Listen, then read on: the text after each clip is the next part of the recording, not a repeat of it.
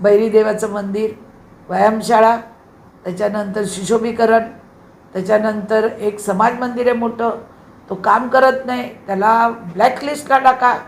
कारण मला दिवाळा गाव पूर्ण करून ते महानगरपालिकेला, महाराष्ट्र शासनाला हँडओव्हर करायचं आहे.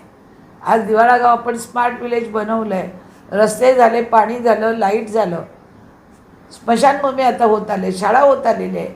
या सगळ्या गोष्टी तर ग्रंथालयाचं उद्घाटन आहे. दोन्ही ग्रंथालय सांडपाड्याचं आणि तिथं मनुष्यबळची लवकर भरती करा, जे काही साहित्य ते लवकर आणून टाका.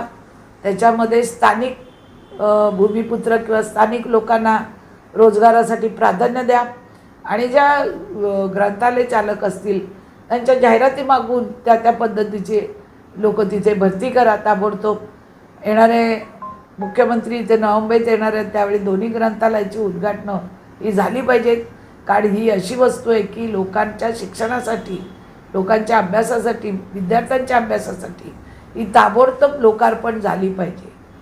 दुसरं, त्या वस्तूला प्रस्तावना महासभेमध्ये परमपूज्य महारत्न डॉक्टर बाबासाहेब आंबेडकर भारतरत्न यांच्या नावाने त्या लायब्ररीचं नामकरण व्हावं. सेंट्रल लायब्ररीचं आपण बघितलं, महामानव डॉक्टर बाबासाहेब आंबेडकरांमुळेच आज आमच्यासारख्या महिला, आज समाजामध्ये आमदार, खासदार, आम्हाला मतदानाचा अधिकार.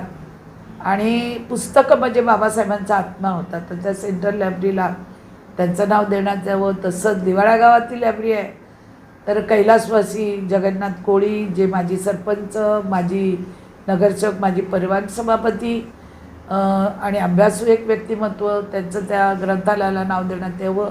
हे 2 प्रस्ताव महापालिकेत आणण्यात यावं अशी मी आज विनंती केलेली आहे. जरा